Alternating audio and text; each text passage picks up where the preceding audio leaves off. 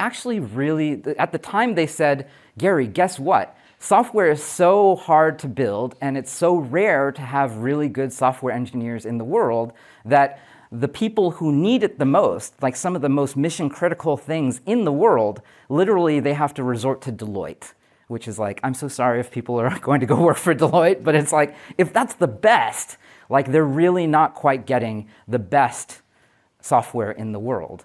And that was absolutely right. But I didn't know that at the time. My reality was constructed by the media. You know, if today it was, you know, X or Twitter or TechCrunch, you know, back then it was literally the Wall Street Journal or what was on the, you know, cover of Time. And so the big thing to really realize is pretty much everything out there that you could read in media, it is literally the third-hand account of what happened 6 months ago. And that's what I didn't understand about what Palantir was at that moment.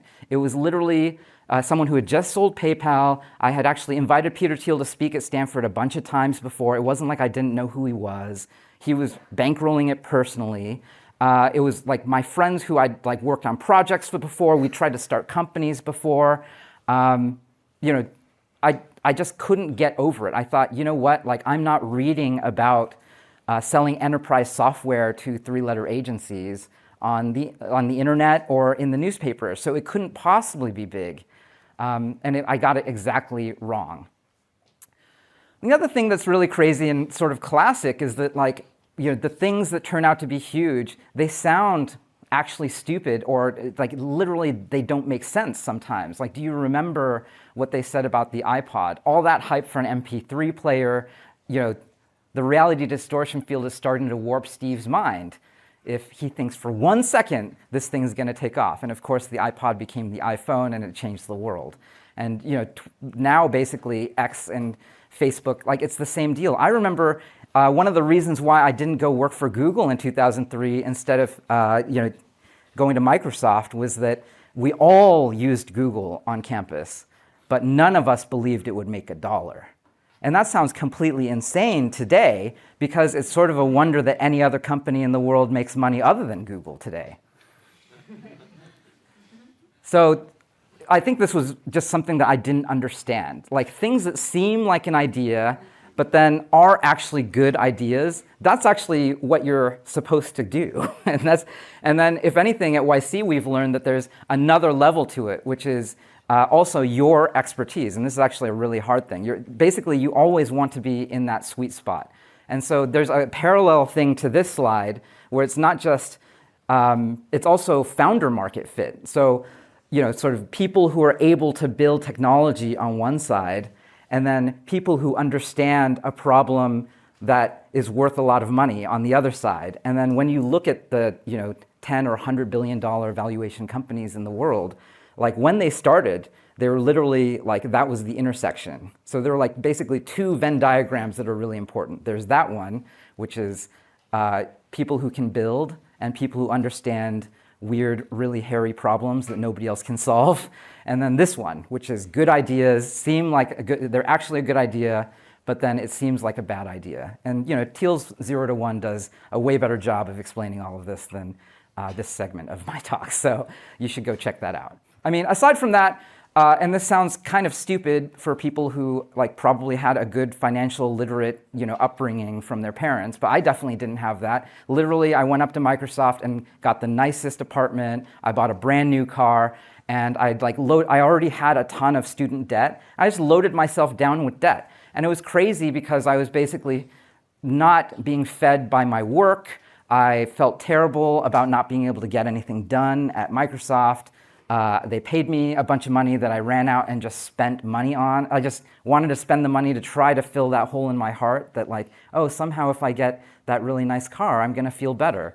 And if you want to start a company, and this sounds really stupid, and I mean, I feel like embarrassed to say this in front of you guys, but like, I actually just went out and spent the money. But if I was trying to start a company earlier, I would have husbanded every single dollar that I made and thought about that as months of freedom that I could use to create equity for myself. And I didn't do it. It's easier said than done. I worked for ActiveSync, which is like sort of lost to the sands of time. One of the things I learned was that, and the reality is, some of you have to do this. It's actually part of the maybe rite of passage that a lot of people in this room will go on to work for big tech, but leave before it makes you soft. I remember going there, and the thing that was helpful was to see the process, how to actually think about users, but there were lots of things I learned the wrong way, which was this was Windows Mobile before the iPhone. And they actually assigned me, the 22-year-old senior right out of college, new grad right out of college, to a bunch of checkboxes in this sort of dialog box menu that basically no one used. And so, in retrospect, like, I actually should have stayed doing web software. 2003 would have been an amazing time to continue to, I had spent 4 years by then working as a consultant. And we'll return to that as well. But this was a costly thing for me because what I realized was I was not having fun. I owned this tiny little checkbox in a thing that nobody cared about. And in fact, our users hated it. They called it Microsoft ActiveSync. And then the other thing was, I told you I was making $74,000 a year, but when I look back on it, Microsoft was actually making about $650,000 in profit per year. Per employee. And so what I realized at that point was that this is actually sort of the trade that you are making wherever you go to work. And work is actually just this fundamental transaction between you and your company. You, the person, the engineer, the designer, the PM, like the person selling, like you're the one who's creating the value. And almost any place you go, unless you literally own the place, is just going to give you a fraction of the value. But it's not valueless. I mean, obviously there's the money, but also there's the stability. But the thing that is very priceless is that you can learn something there. And it's not like I didn't learn anything from Microsoft. So if you remember only one thing, like this might be the thing that I recommend aside from the therapy thing. It's just like you're going to be working in all kinds of places. I know I did. And then at some point I started realizing maybe like 6 or 7 years into my time working as a software engineer and designer and PM, I started like rage quitting every job I ever had, like sort of every couple years. And then in retrospect, I'm like, oh, actually, maybe that wasn't so bad. Because in each case, when I rage quit, I actually realized that I had learned everything I wanted to learn. And there was something about that place that was not quite right for me. And I don't think that you have to rage quit. In fact, I recommend that you don't. Burning bridges is bad. But learning or earning, very, very important. It's something that it did turn out to be very valuable for me over and over again. I mean, the other thing that I mentioned was, I wish that I worked on products earlier. I had spent 4 years working as a designer and engineer at all these consulting firms. When I was 14 years old, I actually cold called the Yellow Pages to get my first job at an internet design agency making city websites. And I took all of the money I made when I was 14 to help my parents buy their first home, which they still live in Fremont, right across the bay. And so, which was great. But the thing was, like, I wish that someone told me, hey, Gary, like when you're 18, when you're 22, don't sell your time. Go make products. And so consulting is basically just selling whatever finite amount of time you have in your life. And whatever it is, like time is literally the most precious asset and you will always run out.